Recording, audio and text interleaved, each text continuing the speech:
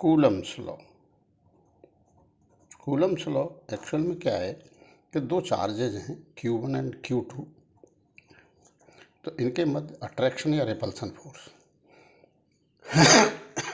अगर ये दोनों पॉजिटिव हैं तो रिपल्सन होगा, दोनों नेगेटिव हैं तो भी रिपल्सन होगा, एक पॉजिटिव नेगेटिव है तो अट्रैक्शन होगा। तो कूलम ने ऐसा बोला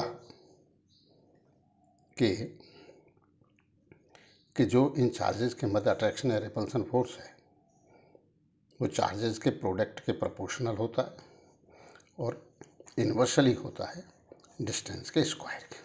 तो कुल मिला के हो गया ये।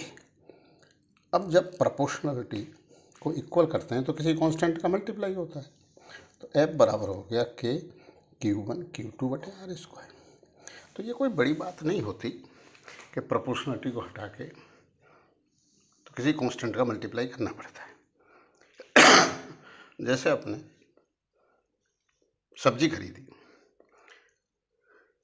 तो जो अमाउंट देना पड़ेगा वो मास के प्रोपोर्शनल है, जितना ज़्यादा मास खरीदोगे आप। पर्टिकुलर सब्जी या पर्टिकुलर कोई भी चीज़ खरीदी या यूनिट में खरीदी कि 2 लेनी है 3 लेनी है तो उस नंबर के प्रोपोर्शनल है अमाउंट, तो उसमें एक कांस्टेंट जैसे रेट कहते हैं उसकी मल्टीप्लाई हो जाती है। ऐसे ही यहाँ पर है। अब हम एक इलेक्ट्रिक फील्ड डिफाइन करेंगे। तो फोर्स एक वेक्टर क्वांटिटी है, तो इस Q के कारण R दूरी पर कोई यूनिट पॉजिटिव चार्ज कंसीडर करो, उस पर जो कूलम फोर्स लगेगा उसको हम इलेक्ट्रिक फील्ड कहते हैं। तो यूनिट का हमारे दैनिक जीवन में हर जगह है। कोई चीज़ खरीदते हैं तो वो यूनिट के ही तो दाम बताता है। अब आपको जितनी खरीदनी है उसका मल्टीप्लाई कर लो। तो इसी तरह से Q चार्ज से R दूरी पर यूनिट पॉजिटिव चार्ज पर लगने वाले फोर्स का नाम इलेक्ट्रिक फील्ड रख दिया गया। तो इसी कूलम्स लॉ से वो इलेक्ट्रिक फील्ड KQ/R स्क्वायर हो गया और इसकी यूनिट हो गई न्यूटन पर कूलम। क्यों, कितने भी चार्ज पे जो फोर्स होगा उसकी यूनिट न्यूटन है और यूनिट पॉजिटिव चार्ज पे तो न्यूटन पर कूलम। तो इलेक्ट्रिक फील्ड एक वेक्टर क्वांटिटी हो गई, इसे वेक्टर क्वांटिटी। अब वेक्टर है तो हमको डायरेक्शन भी बतानी पड़ेगी। तो अगर ये पॉजिटिव चार्ज है तो इससे R दूरी पर इलेक्ट्रिक फील्ड की डायरेक्शन इस लाइन ज्वाइनिंग के ज्वाइन करो और इसके अवे होगी, क्योंकि ये चार्ज इस यूनिट पॉजिटिव चार्ज को रिपल करेगा। अब इस तरह से बात होगी। एक टर्म डिफाइन करी गई इलेक्ट्रिक फ्लक्स। इलेक्ट्रिक फ्लक्स हमने किसको कहा कि कोई कहीं पर एक कोई स्फेरिकल सरफेस ही ले लो, तो इस Q चार्ज से R दूरी पर इलेक्ट्रिक फील्ड का मान KQ/R स्क्वायर है। इसमें सरफेस एरिया और सरफेस एरिया की डायरेक्शन मानी जाती है उसकी नॉर्मल, और इलेक्ट्रिक फील्ड भी नॉर्मल है, इसको पॉजिटिव चार्ज मान लेते हैं। तो जो फ्लक्स कहा गया वो कहा गया E/ds cos थीटा। मतलब सरफेस एरिया को भी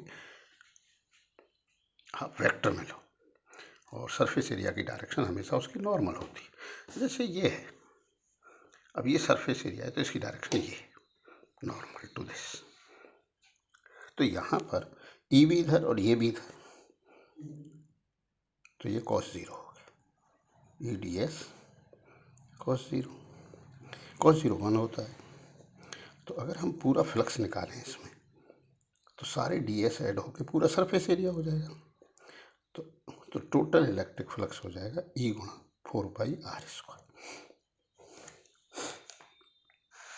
तो इलेक्ट्रिक फील्ड E/π, अब E की वैल्यू पुट कर दें तो total flux coming out from this close surface is KQ/R square into 4πR square.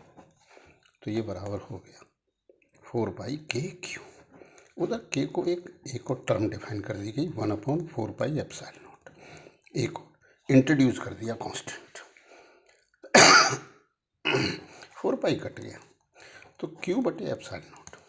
तो ये flux coming out from close surface हो गया। लेकिन हमने स्फेरिकल सरफेस की ही स्फेरिकल सरफेस के लिए निकाला, पर ये गॉस ये बात देख रहा था कि ये बात जनरल में ट्रू है, सरफेस कैसा भी हो। तो उसने एक लॉ लिख दिया, आया तो इसी से था, कूलम्स लॉ से। तो गॉस लॉ तभी एप्लीकेबल है जब इलेक्ट्रिक फील्ड उन्हीं फील्ड के लिए एप्लीकेबल है जो इनवर्स स्क्वायर लॉ को फॉलो कर रहे हो। इनवर्स स्क्वायर लॉ क्या होता है ये अपने को समझना होगा। मतलब जहां पर फील्ड जो है डिस्टेंस के स्क्वायर के इनवर्सली प्रोपोर्शनल, तो इनवर्स स्क्वायर लॉ। तो फिर उसने गॉस ने जनरल में बोल दिया कि electric flux coming out from A close surface, चाहे कैसा भी सरफेस हो लेकिन क्लोज सरफेस हो, तो वो क्यू बाई एप्सिलॉन नॉट होता है। तो ये